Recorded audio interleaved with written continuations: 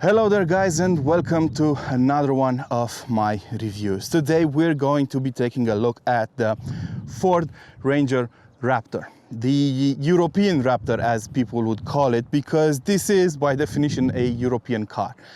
This is one of the most popular pickups in the European market today, and Ford Europe decided to give it a performance measure, the Raptor badge. Some of you may already know that whenever you hear about a car being a Raptor, you get instantly excited. That's because the Raptor has built a reputation for itself, especially in the US. That's where the F-150 Raptor has a great reputation due to marketing stunts, but also it's a very cool car. It used to have V8 engines, now it has a V6, but in Europe, things are a bit different.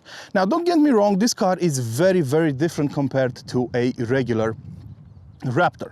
And I'm going to discuss that later on, but it doesn't have a massive engine under the hood, but instead it has a 2-liter 4-cylinder bi-turbo diesel engine with 213 horsepower and 500 Newton meters of torque. Will that be enough? Well, we'll see later on. What you will notice from the start is that the Raptor looks a bit different compared to a regular Ranger. So we have an entirely new front fascia. The headlights are the same, but other than that, you have a bigger, beefier bumper, you have a bigger, beefier front grille with the Ford inscription on it, and that reminds you of the F-150 in the US Raptor. You also have these big claddings over the fenders that actually make the car wider, because the Raptor has different axles both up front and in the back compared to the regular Ranger, and they are wider by 15 centimeters. So in order to abide to the European rules and make sure that the wheels are not outside of the car, they had to add these massive protections on the fenders both up front and in the back. You'll also notice the huge wheels.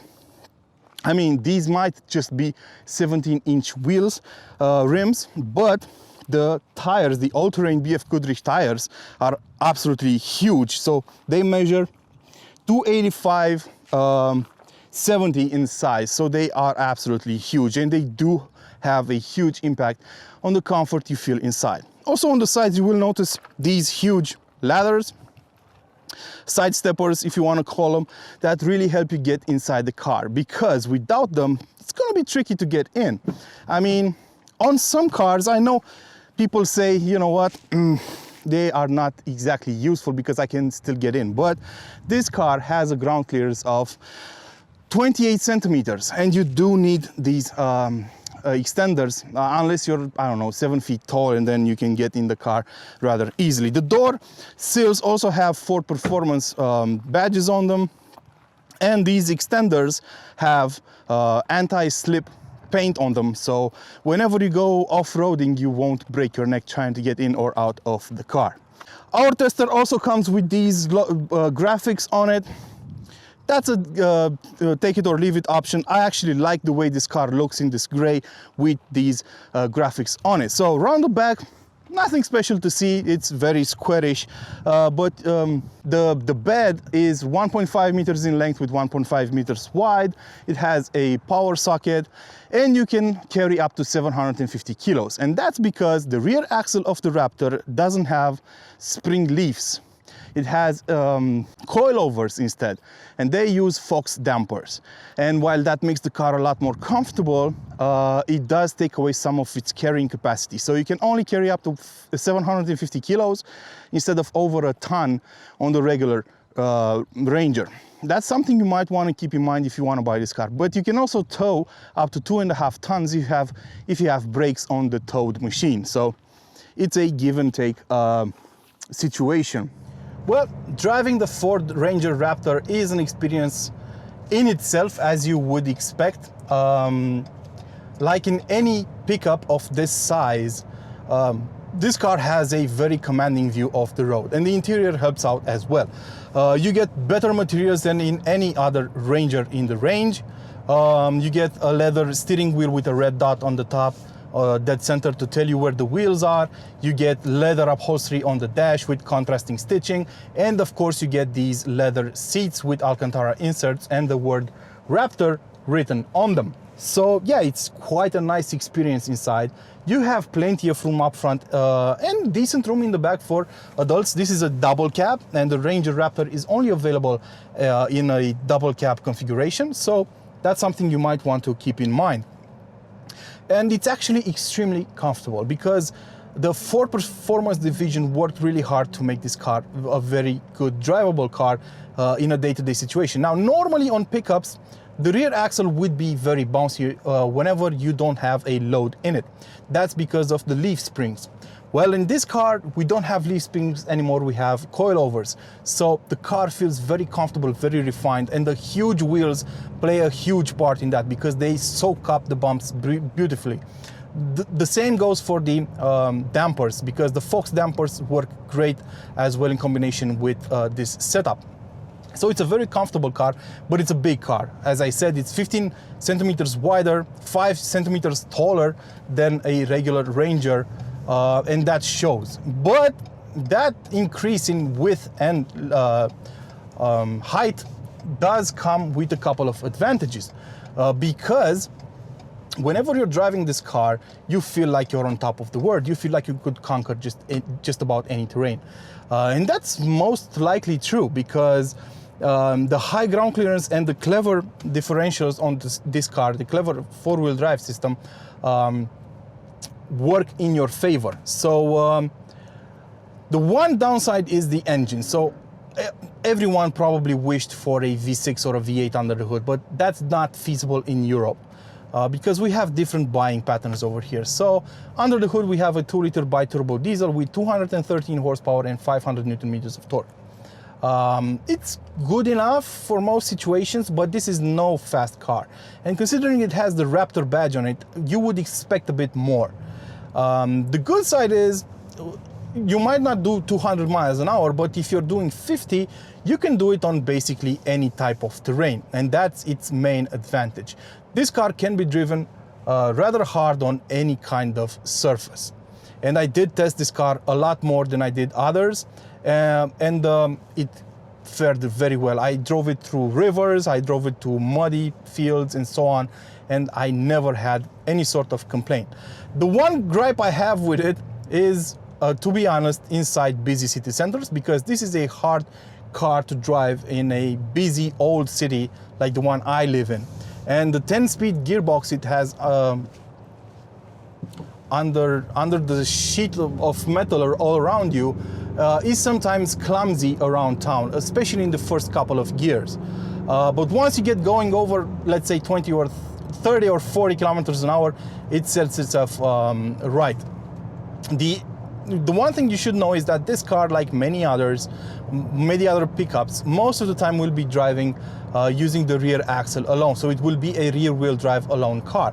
But you have a selector over here that allows you to switch into four-wheel drive high and four-wheel drive low range mode for depending on the situation you're in. And you also have a button here that locks up the rear differential if you need it. So you can go in off-road mode anytime you want, and you also have 6 driving modes in the instrument cluster. Basically, they change the way the traction control system works.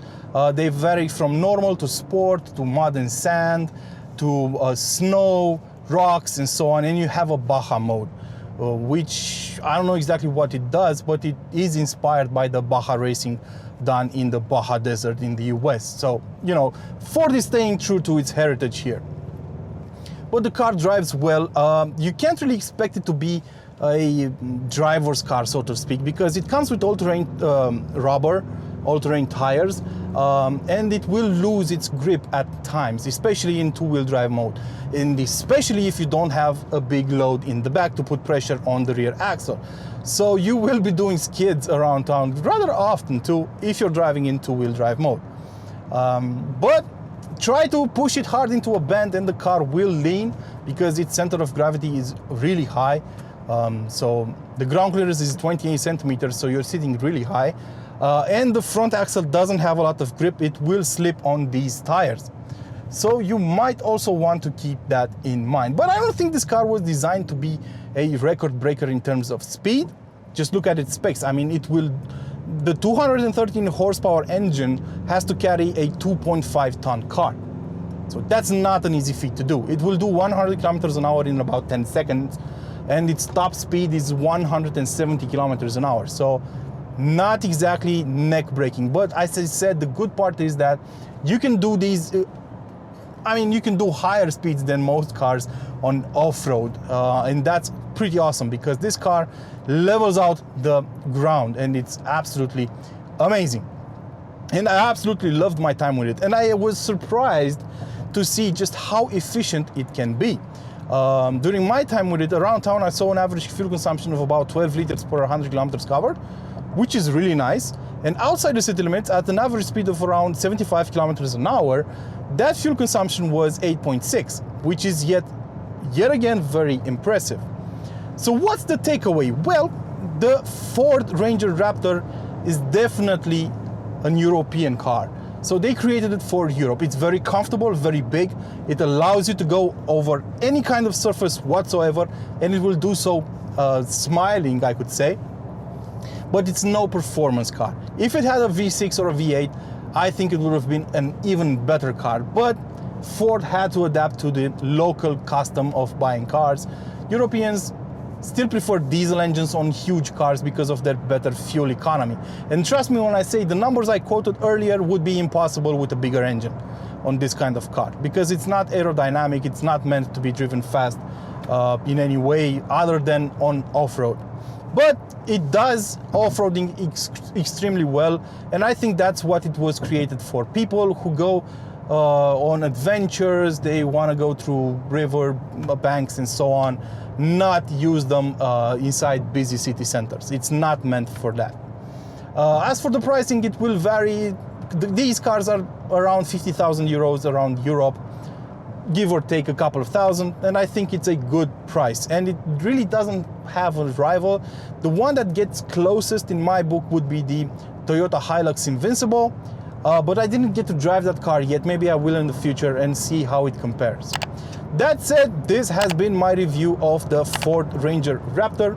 Hope you guys enjoyed it. Don't forget to like, share, and of course subscribe to keep this channel alive. Until next time, don't forget to feed your passions. Ciao.